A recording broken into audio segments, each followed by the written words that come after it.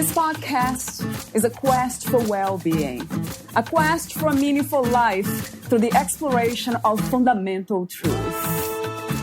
Enlightening ideas, insights on physical, mental, and spiritual health.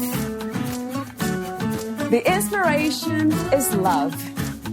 The aspiration is to awaken new ways of thinking that can lead us to a new way of being well. Welcome to Body, Mind, and Soul Healing Conversations.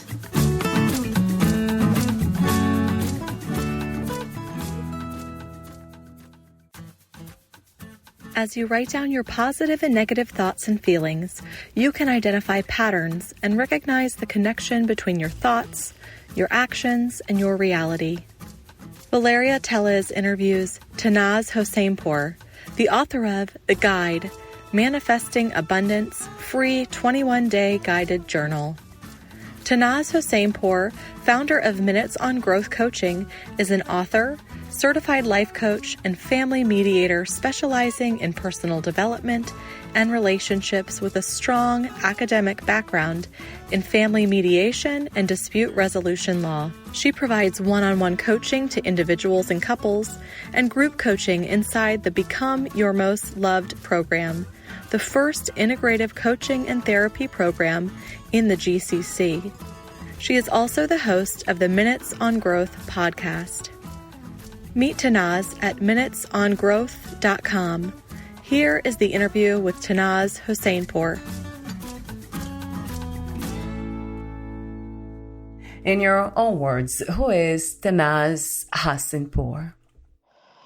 Tannaz Hosseinpour, well, she is a spirit experiencing a human experience during the 21st century, during a pandemic, and is exploring and experiencing life through the lens of different visions as a coach, as a daughter, as a partner, as a sister, and trying to serve in the best way possible.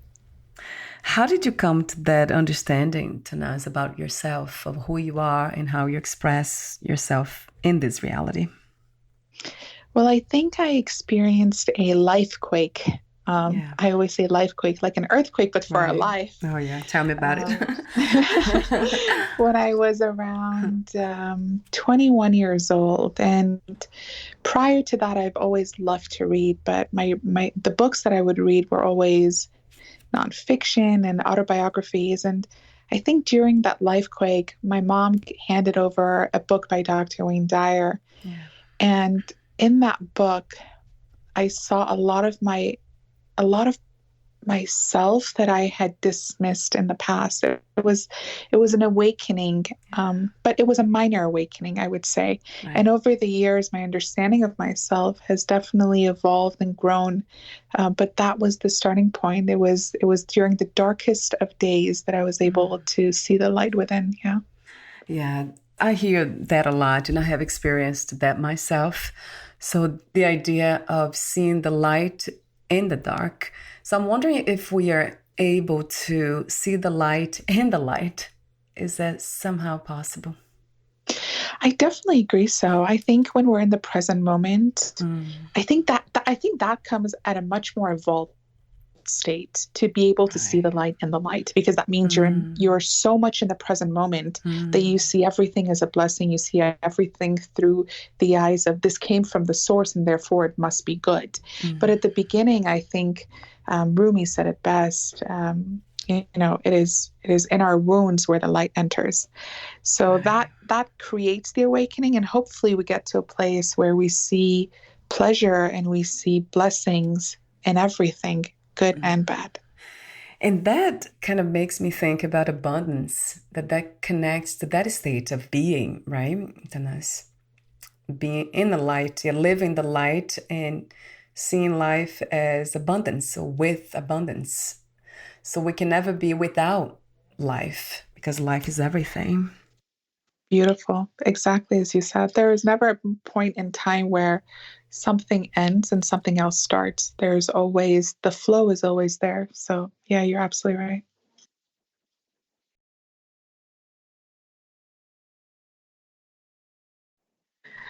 Yeah, so my practices are a little bit unorthodox, especially for those who are just beginning. And this was a practice that my teacher used with me, and it's the rubber band practice. So, I had to wear a rubber band around my hands, and whenever I would notice my thoughts go away from the present moment, I had to pull it. And that Oh. pain that created on my wrist kind of brought me back to the moment. So that's how I've Oh, trained my mind. But wow. also the breath. The breath is so powerful, and we don't think about it as much. And I didn't think about it as much until I became a breathwork coach as well. And since then, I'm noticing the moments that my mind goes to the future, goes to the past, are the moments that I'm not breathing deeply. They are very shallow breaths. So the breath is very powerful. And then let me say, do have, yeah, this question I often ask everyone, except for few people perhaps. The purpose of life, to be in a human body. What do you think the purpose is of the human experience? To serve and to leave the world much better than when we entered it. And we do that through our uniqueness and through the way that we share our message, through the way that we share our story, through the way that we share our talents and our passions. Everyone really, really has something unique within them that only they can do the way that they can do it. And when we step into that truth, that is the ultimate purpose of life. And ultimately, we're serving humanity. We are here to serve so that the universe can serve us. It's a give and take relationship. Another question I ask related to that is choosing. Do you believe that we have chosen to be here in a human body and to serve? Or this is something that is just life being life? Well, my personal belief is that everything that we are experiencing, our soul has chosen it. Coming from, the parents that we choose, the environment that we choose, those are the environments and the triggers that will help us elevate the level of consciousness of our soul. So if we enter the world with a 50% consciousness, then we're going to choose parents, we're going to choose an environment, a nationality, a circumstance that is going to reflect within us the desire to evolve so that we can leave this world at, let's say, a 70% level of consciousness. So that's my personal belief that yes, our soul has chosen the circumstances, but the beauty of it all is the free will. Yes, the soul chose it, and then it's our choice. Will I elevate, or will I choose to stay in victimhood consciousness? There's always free will involved. And when you say spirit, soul, are those words are used the same way, in the same way, or they're somehow different? In my opinion, they're the same. I believe that soul, spirit, the higher self, universal energy, they all represent the more evolved version of ourself, the more evolved version of the body. So yeah, in my opinion, yeah. What is freedom to you, Tanaz? Yeah, how do you perceive this idea of freedom? I believe that freedom is the ability to look beyond the illusion of separation. I think the moment that we can see beyond that and we can see exactly as you said, the oneness and the unity of everything, the interconnectedness of everything, then we are free from anything that is holding us small or holding us confined to the limitations of the mind. So you wrote the guide titled Manifesting Abundance, free 21-day guided journal. Talk to me about how did you become a writer and also the inspiration and the intention of writing this guide? I think I've always been a writer. I was the kid that was obsessed with reading and writing since the day that I can remember. I remember I ran away from home at the age of 2 because my parents wouldn't enroll me in school. There was no school that would enroll me. So writing and reading has always been a part of me. I wrote that guided journal because for me, journaling has always been the easiest way for me to connect to source. And I wanted other people to experience what I was experiencing, but I also wanted to give them, I didn't want to just throw them in the park. I wanted to hold their hand in the park until they were ready to let go of themselves. And that's where the guided prompts come from. And, I really, really, really believe that when everyone steps into their truth and they become the most empowered version of themselves, the world that we live in becomes so much better. So there is a part of me that is so selfish. I want everyone to be their best version so that I can live in a better world. So that's pretty much where it comes from. It was this need and this desire to share with people what I have experienced and what has helped my life, even in the darkest of days, even in the moments that things didn't go as the way my mind wanted it to go. And journaling was always there for me. And that connection to source was always there for me. And, if only we knew the power of the source that is walking beside us at all times, we would never feel fear or doubt or any pain. So I just wanted to gift people with the ability to feel that connection the same way I did. It sounds to me like trust to live, to experience this life the way you did and do. What does it take, Tanaz? Is that surrender, trust?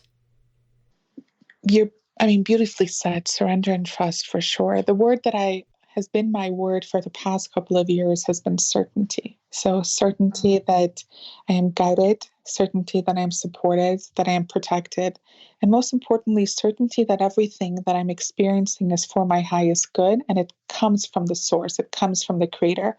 When something comes from the source and creation, there can't be any negativity to it or any, it can't be bad. These are the labels that the mind creates so that it feels that it has control over the situation. But in reality, when Dr. Wayne Dyer beautifully said, when we change the way we look at things, the things we look at change. So, it's just perspective and again, bringing it back to certainty that everything in this moment is as exactly as it should be. And it's my job to see it through the eyes of love, through the eyes of oneness and unity. And talk to me for a moment about your Minutes on Growth coaching, the service you offer. Yeah, so my background is in law. It's in family mediation, and then I went into management. It was never my intention to be a coach, but I really believe that we plan and God laughs sometimes, because that's the way we need to share the message. I am not doing anything. I'm just a vessel to channel the message. I'm just opening myself up to hear and to share.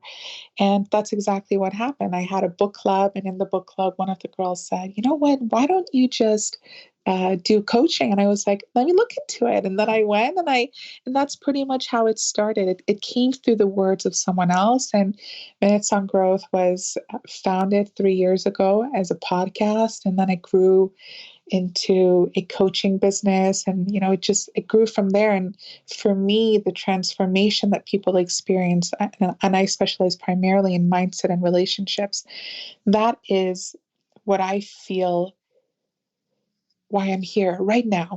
Maybe this vision will change in 10 years, but right now my soul feels at ease doing that. And that's what we do. We do one-on-one coaching. We do group programs. Last year, we launched the first integrative coaching and therapy program about relationships in the Middle East, and for women by women, and in a environment where it's taboo to talk about these things.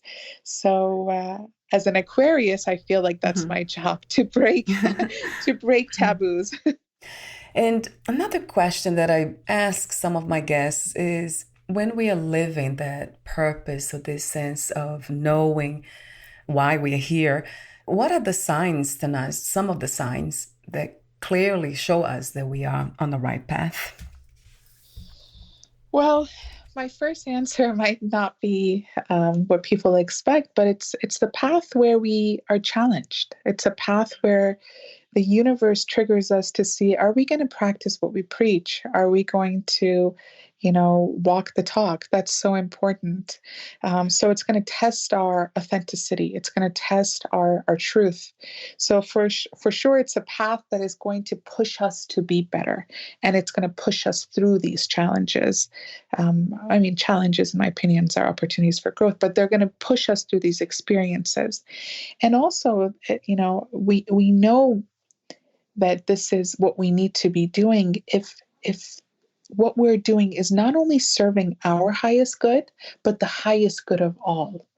And this is so important. I even tell people, when you're manifesting, say either this or better, because the human mind is limited, and we think this is what I need to be doing, or this is what I need to have.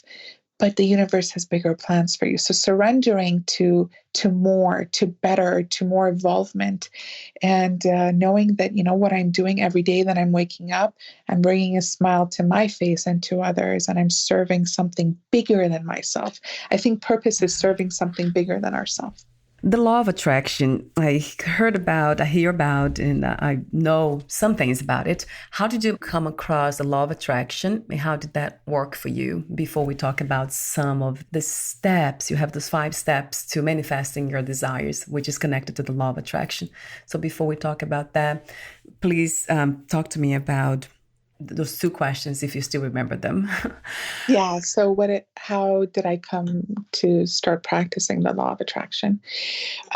Well, I think a lot of it started with self-awareness, noticing that, okay, when I'm sad, when it rains, it pours. It's a saying. Why was that saying there? For me, I'm quite, you can tell with a background in law, I'm quite logical. So I always think, okay, why does this exist? Why are we talking about this? And it got me to study, all these great, wonderful teachers out there, Bob Proctor, Michael Beckwith, all these people were talking about, this energetic force, the way the mind works, the power of the subconscious mind, by the way, which is a great, great book, The Power of the Subconscious Mind. And as I started to read these books, I said, okay, if 99.9% of the world is energy and less than 1% is matter, then there is something beyond my body's eyes that I'm experiencing. So I just started to study it from a very academic perspective. And then I said, okay, I love to talk. My archetype is a teacher. I've always been that. As a kid, I used to pretend to be a teacher with my friends during the weekends. I don't know how that was fun, but for me, it was so much fun. So I said, okay, I need to figure out how I can pass this knowledge on to other people, but I'm not going to pass something until I've practiced it. Right. So I would, sit down and say, okay, let me focus on this one thing. And with the law of, thoughts gaining momentum after a couple of seconds, I would test it on my body, on the feelings, on the vibrations that my body was feeling. And then I took it, a step further and said, okay, let me try to manifest X, Y, and Z. And yeah, that's how I started working with the law of attraction. And then I decided I want to share it with people. And of course, again, nothing I'm saying is new. This is everything that has been channeled through so many wonderful sages and teachers over the years. And I just wanted to simplify it for millennials and my circle and my community, and everyone resonates with a different message. And I think that's the beauty of having believing in our purpose, because there are millions of people saying what I'm saying, but everyone resonates to a certain voice, to a certain way of hearing things. So yeah, and that's why I decided to share it with everyone. Yeah, and I'm glad you did. So I wanted to explore that a little bit more. In the second question related to the law of attraction is the misconceptions. What are some of the misconceptions about the law of attraction that most of us have? Oh, the biggest one is that people think it's just the thoughts. And okay, if I think good thoughts, and I think that was the misconception that people had with the movie The Secret, because they didn't dive deep into the third step, which it's the fourth step in my plan. But there is no attraction without action. Literally, the word action is an attraction. So it requires us to show up to our life to the best of our ability, and, to actually make a conscious decision to elevate our, Do you have me? Yes, Yeah. yes, I'm here. To Yes. yeah, to elevate our state of awareness and consciousness, and we do that by actually taking inspired action. We do that by, shifting our perspective, by doing mindset work, by showing up, stepping outside of our comfort zone, by breaking limitations within ourselves, by meditating, by doing yoga, by journaling, by breath work, all of these things, by engaging with our community, by practicing gratitude, being in service of others.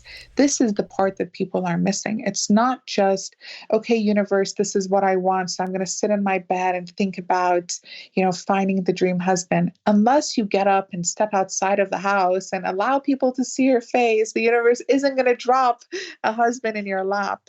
It requires some effort. We are co-creators.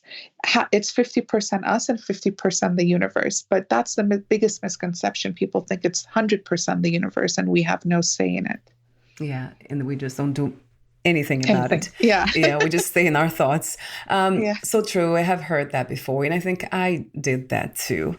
Perhaps even these days, when I think about the law of attraction, I relate to only thoughts.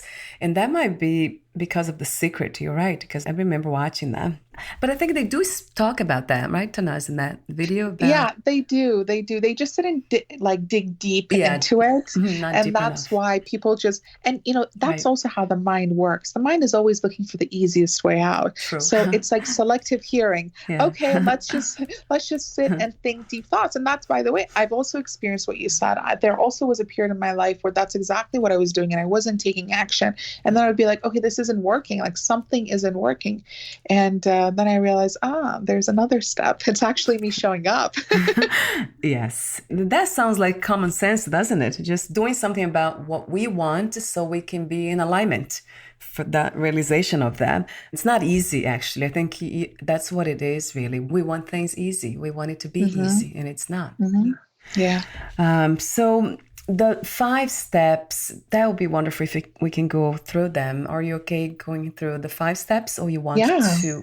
Oh, yeah. Definitely. Yeah, of course. So the first step is gaining clarity on what it is that we actually desire. Mm-hmm. Oftentimes, when I ask people, what do you want? The answer they give me is an answer that they've been socially conditioned to say. It is what their parents want. It's what their society wants, what their grandparents, what their teachers told them they should want. And then they procrastinate, and then they don't show up to their life. And I love this technique of the seven levels of why. So why do you want this? And then question it 7 times until you get to the root of it. If a desire doesn't belong to you, you're not going to show up to the best of your ability. So the first step is always gaining clarity on your desires. What is it that I desire? Does it belong to me? And am I willing to show up for it? So that's step 1. It's gaining clarity on your desires. Step 2 is actually asking for it. So saying, this is what I want. The universe, people around us, I see this in relationships as well. He should just know. She should just know. No, we are here to communicate and to express what we want. And this is the power, in my opinion, the power of writing. When we write something down, it's like we're signing a contract with the universe. Hey, this is what I want. These are my terms and conditions. So that's step 2, asking, saying it out loud. The third is the beauty of surrendering. So saying, okay, I know that I am a co-creator, not a sole creator. So I'm going to invite divine guidance. It's like when we plant a seed in a garden, we don't go to the seed every day and say, when are you going to grow? When are you going to grow? We have this level of certainty and trust that, okay, if I give it adequate water and sunlight, it will grow. There is no doubt. There's no shadow of doubt in our mind. And this is what we need. We need that same level of certainty with the third one, knowing that if we give our desire the adequate amount of everything that it needs to grow, it will grow, which brings us to step 4, taking inspired action. What is it that our desire needs? Is it doing mindset work? Is it, practicing gratitude every day, which, as cliche as it sounds, is one of the most powerful and easiest and, most cost-effective ways to raise our vibration? And, is it doing service to others? Is it, what do I need to change within me so that I become an embodiment of the person who has already manifested that. So, we say when I have syndrome, or when I have this, I'll be happy. When I have $1,000,000, I'll start to dress differently. I'll start to talk differently. When I have the best partner, I promise I'll be calm. Becoming calm now. So embodying that now, so that because the subconscious mind doesn't know what is real and what is not. Whatever we feed it, it takes it as objective truth. So when we start to act a certain way, the subconscious mind thinks something has changed and starts to actually believe that reality is a possibility. So that is step 4. And step 5 is really to enjoy the process. Like, have fun. People think manifesting is so, don't make it difficult for yourself. Yes, it's not easy, but don't make it difficult. Have fun in every moment. A very powerful spiritual tool that I use with all my clients and myself is pause. What a pleasure. So even when the most challenging thing comes up, we pause and we say, what a pleasure this is happening. And that what a pleasure shifts our perspective to see the good in everything. And, we start to flow with life instead of resisting it and say, not why is this happening to me, but life is happening for me and through me. And this is just here to help me go to the next level. And in the next level, there's more abundance. In the next level, there's more light, there's more blessings. So it's always a win-win situation. But one of the things that I came across was fear. I mean, even asking the question, what do you want? I was afraid to answer that question because there was such a people's pleasing and in a sense of trying to be nice all the time and not hurting anyone. So what I wanted to make sure that what wouldn't hurt anyone around me by embodying or living that. So fear, how have you dealt with fear? And it's okay to still be afraid while we do the work of manifesting? Yeah, I think fear is a natural part of life. And the reason it's a natural part of life is because it is the go-to emotion of the inner critic. The inner critic thrives off fear. Of course, we have 2 types of fear. We have real fear. So you're in the middle of the jungle and a lion is running after you. Yes, that's a real fear. And then we have perceived fears. Unfortunately, the inner critic uses perceived fears to keep us in a loop of dramatic experiences and victimhood consciousness, forcing us to play small, to stay in our comfort zone. And we start to mistake the inner critic's voice as our own voice. And we don't realize that that's a separate entity that has taken over our body. When we're kids, that fear doesn't exist. If you ask a child, what does he want to be? They'll say, I want to be an artist. I want to be a doctor. And they really believe it as a possibility. Like, they know with certainty that it's true, that it's possible for them. And then the older they get, the inner critic's voice grows louder and louder and louder until you get to a point where you think that is the truth. So with fear, I always say, is that voice your voice or is it the critic's voice? If it's the critic's voice, are you willing to let go of it? Are you willing to fight that voice?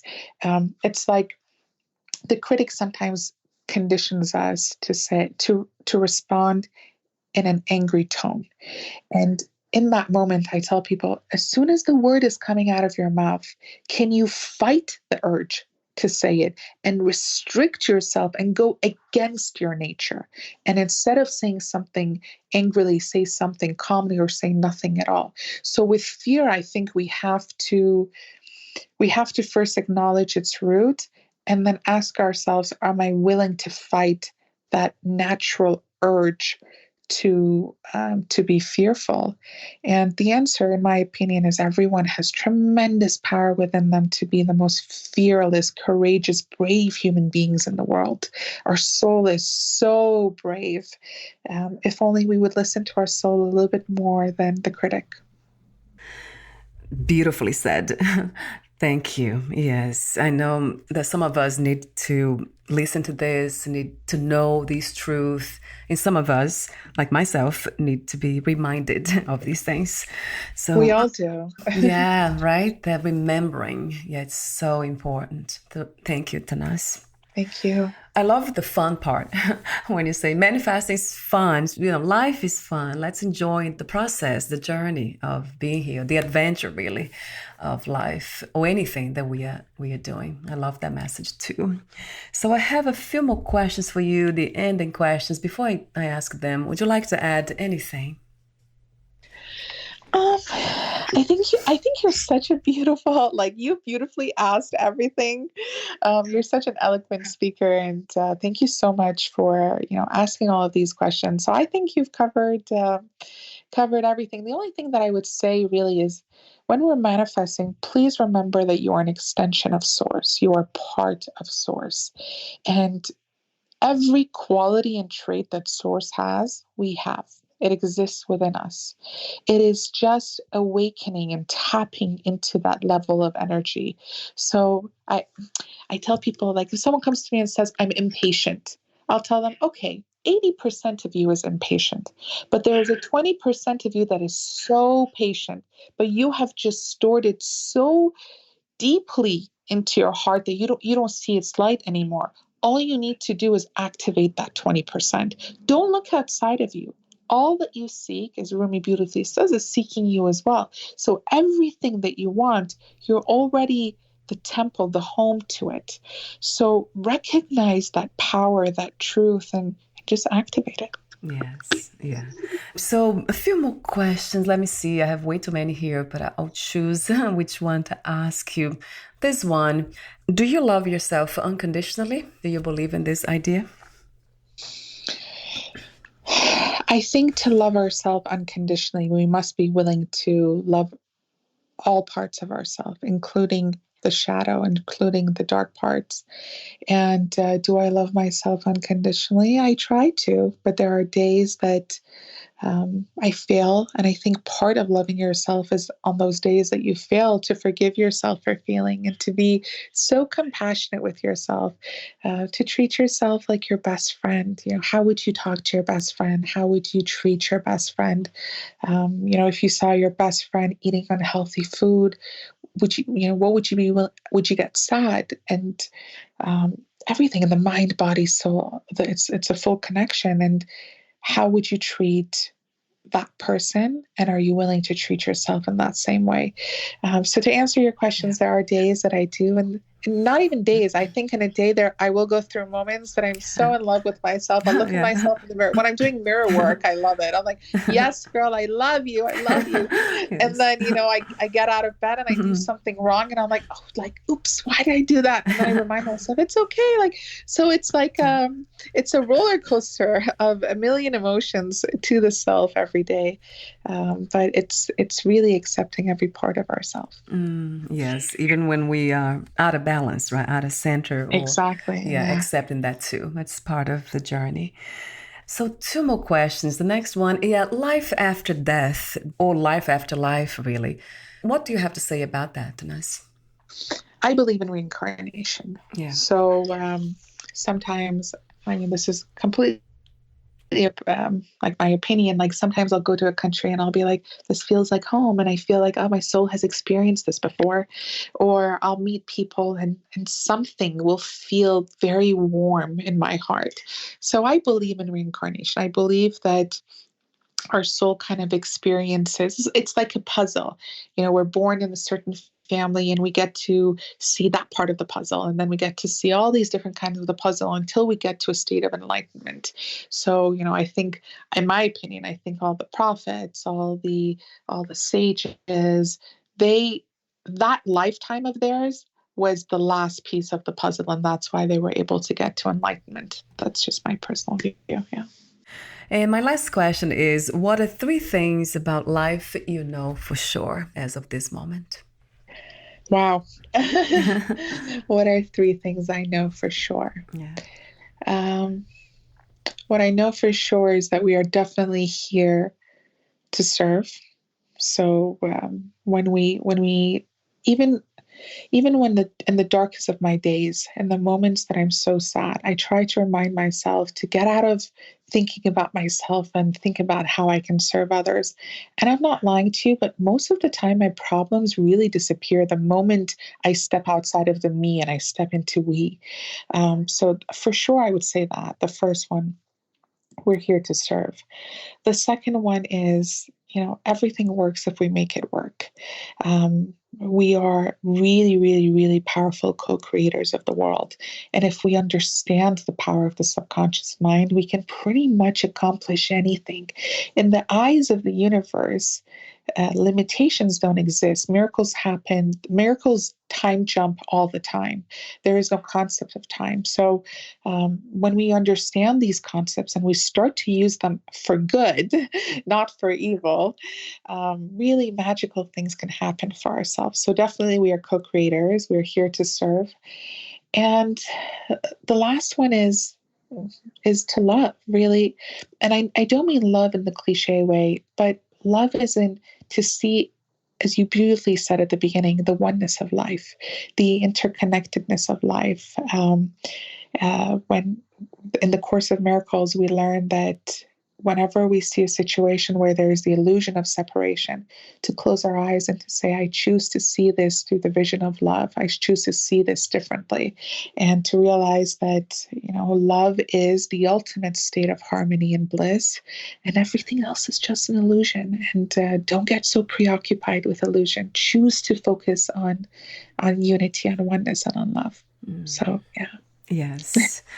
Yes, I would say yes forever on that. On everything you say, the way you say it. Thank you so much, Tanaz, for it's really an inspiring presence. I love how light it is, how peaceful, how true, how authentic, how clear. Thank you. It's a beautiful, we need that. We need your presence in this reality. Thank you. Thank you so much for all that you're doing, for this beautiful podcast, for allowing people to share their message to, and for putting all, I know how much hard work it is running a podcast. So, I see you, I acknowledge that, I'm aware of that, and I appreciate it so much. So thank you so much for all that you do and for creating the space for people to hear multiple versions of reality. Yes, of the same truth, basically. Of the same truth, that life exactly. is love. Yeah, I have been seeing that from everyone. It's interesting, the common idea of life is love. Yes, so thank you for the encouragement. And before we say goodbye, where can we find more information about you, your books, products, services, and future projects? So I'm on all social media platforms as Minutes on Growth, and my website is also minutesongrowth.com. So, you can find me on Instagram, Facebook, Twitter. I would love to hear from you guys. So if you have any questions, please feel free to reach out. I love serving. This is what sets my soul on fire. So again, it's my selfish desire for you to feel empowered. And I would really, really love to hear from you all. So thank you. Thank you so much again, and we'll talk soon. Take care. Bye for now, Tanaz. Bye. Thank you for listening. To learn more about Tannaz Hosseinpour and her work, please visit minutesongrowth.com. To learn more about this podcast, please visit fitforjoy.org/podcast. Thank you again for listening, and bye for now.